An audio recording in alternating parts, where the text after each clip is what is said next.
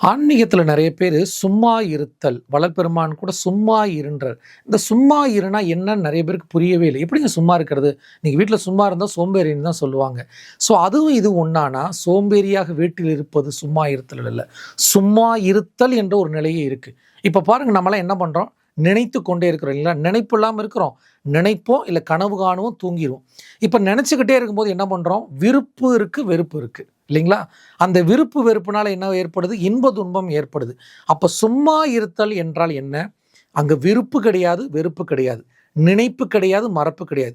இது 2ம் அற்ற ஒரு இடம் இருக்கு. அதுதான் சும்மா இருத்தல். அத நான் எப்படிங்க எக்ஸ்பீரியன்ஸ் பண்றது அப்படின்னு பார்த்தா, நீங்க எப்பொழுதெல்லாம் தயவாக இருக்கிறீர்களோ, அப்பொழுதெல்லாம் நீங்கள் சும்மா தான் இருக்கிறீங்க. ஏன்னா, தயவா இருக்கும்போது உங்களுக்குள்ள விருப்பும் இருக்காது, வெறுப்பும் இருக்காது. எனவே அதனால தான் வள்ளல் பெருமான் என்ன சொன்னாரு? ஜீவகாருண்யம் செய்யுங்க. அந்த ஜீவகாருண்யம் இருக்கிற இடத்துல தயவு வருது. அந்த தயவு தான் சும்மா இருத்தல் என்ற இடத்துக்கு கூட்டு போகும். எனவே சும்மா இருக்க வேண்டும் என்றால் தயவுடன் இருங்கள்.